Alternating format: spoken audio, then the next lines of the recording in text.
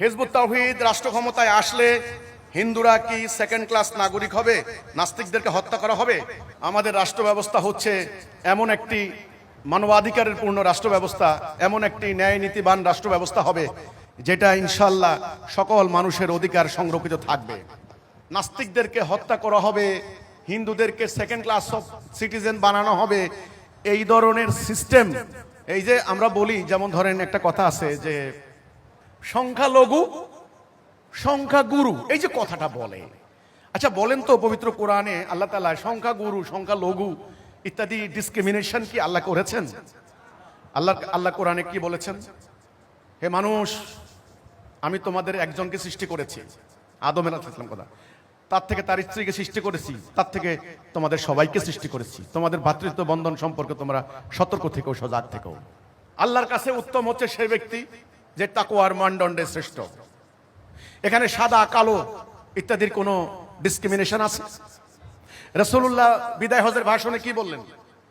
আদম মাটির তৈরি, তোমরা সবাই আদম সন্তান, তোমরা ভাই ভাই। সাদার উপর কালোর কোনো শ্রেষ্ঠত্ব নাই, কালোর উপর সাদার কোনো শ্রেষ্ঠত্ব নাই। তোমাদের মধ্যে সেরা হবেন তিনি যিনি ন্যায় অন্যায়ের মানদণ্ডে ন্যায়ের পন্থা অবলম্বন করবেন।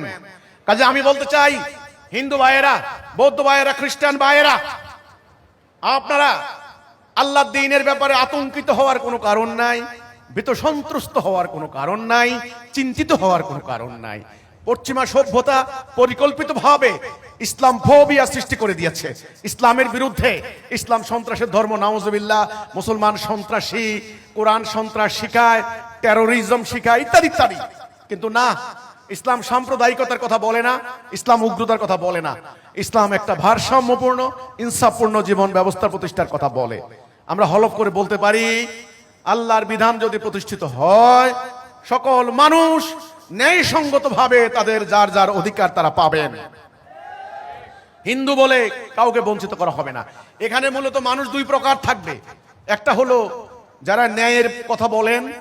আপনারা জানেন যে কোরআনের ওই আয়াতটা আল্লাহ বলছেন যে কুনতুম খায়রা উম্মতি উখরাজাত লিন-নাস তা'মুরুনা বিল মা'রুফ ওয়া তানহাউনা আনিল মুনকার।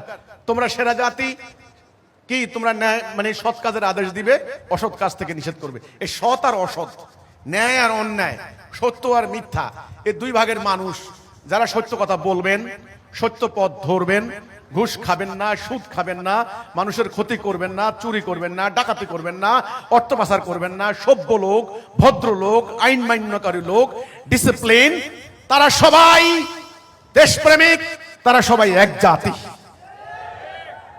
বাস। আর মুসলমান বলে উনি জুব্বা রাখলেন, পাগড়ি রাখলেন, নামাজ পড়েন, মিথ্যা কথা বলেন, প্রতারণা করেন, সুযোগ পেলে ফিতনা সৃষ্টি করেন, আমাদের প্রস্তাবিত রাষ্ট্র ব্যবস্থায় ওনার বিরুদ্ধে শক্ত ব্যবস্থা গ্রহণ করা হবে।